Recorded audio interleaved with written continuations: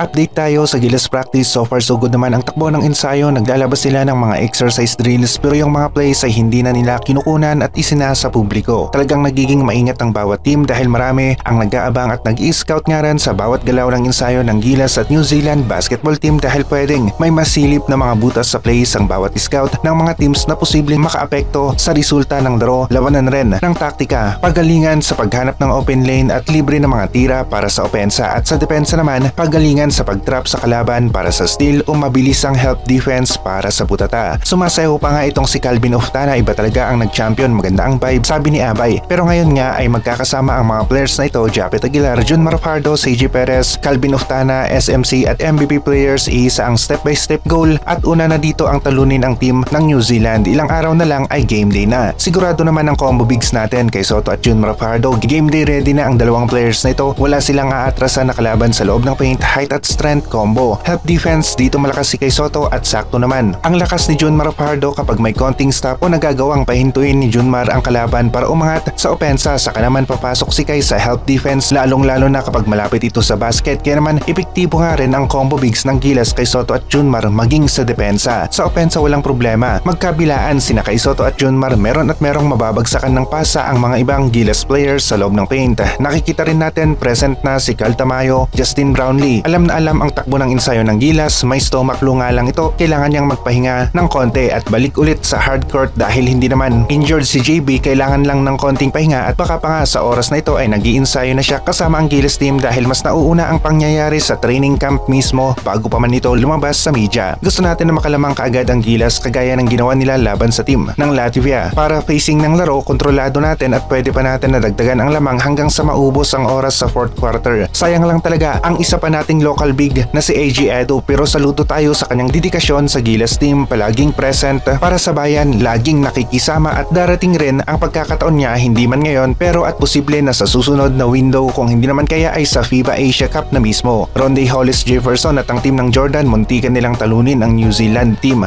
Kaya naman pala nasabi ni Coach Tim Cone na maganda rin ang chance ng Gilas na manalo kontra sa team ng New Zealand. Merong basihan ang banat ni Coach Tim Cone at nagpakita na ng underdog wins ang Gilas, kaya nilang manalo kahit sila pa ang dihado. Tinalo nga rin ng Gilas ang team ng Jordan, halos parehasan ang naging laro ng New Zealand at Gilas kontra sa team ng Jordan, maging yung lamang ng dalawang teams hindi nalalayo, halos magkapareho noong nakalaban nila ang team ng Jordan. Kaya naman papalag talaga ang Gilas kontra sa team ng Jordan at ang panalo ay posible nilang makamit. Nauwi sa overtime ang laro ng Jordan at New Zealand. Ronde Hollis Jefferson, ang import ng token text, nagawa niyang maitabla ang score pero kinapos ng konti ang Jordan sa overtime at tuluyang nanalo ang team ng New Zealand. Sa Asian Games naman, Gilas versus Jordan, halos parehas na lineup ang ginamit ng Jordan pero Gilas Pilipinas sila ang nanalo sa gold medal match na ito. Ito ang mga latest na laro ng mga teams na ito kontra sa isa't isa. Gilas laban sa team ng Jordan at New Zealand laban sa team ng Jordan. At kung ito ang basihan natin, talagang magkasing lakas ang Gilas at New Zealand, lalong-lalo na nga kung meron pa sanang AG Edo kasama ni Kay Soto at Junmar Fajardo, at mahihirapan talaga ng todo ang team ng New Zealand kapag ganito ang rotation natin ng mga bigs. Papalag at posible na kayanin ng Gilas na manalo laban sa team ng New Zealand. Meron tayong bigating starting five at lahat ng players natin kayang mag-init nga rin sa opensa.